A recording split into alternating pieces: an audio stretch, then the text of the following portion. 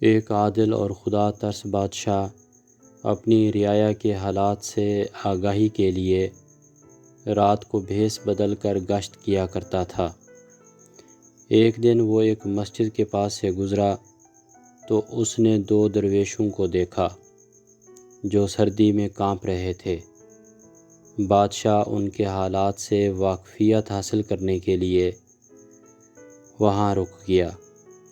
ایک درویش نے دوسرے درویش سے کہا کہ اگر قیامت کے دن اللہ تعالیٰ نے بادشاہوں کو بھی بخش دیا تو میں اپنی قبر سے باہر نکلنے سے انکار کر دوں گا۔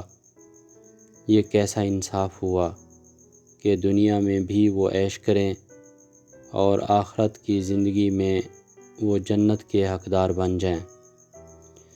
میں حقیقتاً کہتا ہوں کہ اگر ہمارے ملک کا بادشاہ جو کہ صالح کہلاتا ہے اگر جنت کی دیوار کے نزدیک بھی آیا تو میں جوتے مار مار کر اس کا بھیجا پلپلا کر دوں گا۔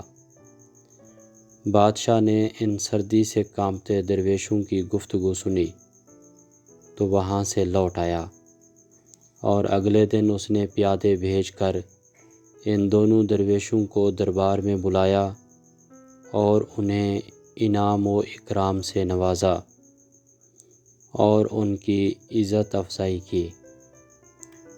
وہ درویش اس حسن سلوک پر حیران تھے۔ ایک درویش سے رہا نہ گیا۔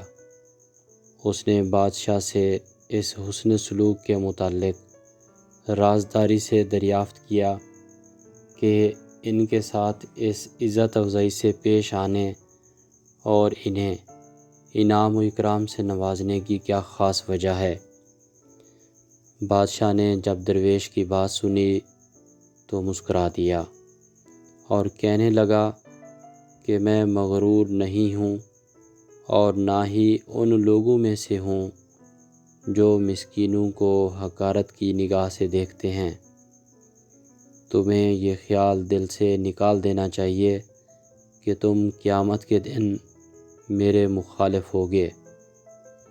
میں نے اس دنیا میں تم سے صلح کر لی، اب امید ہے کہ تم بروز قیامت مجھ پر جنت کا دروازہ بند نہیں کرو گے۔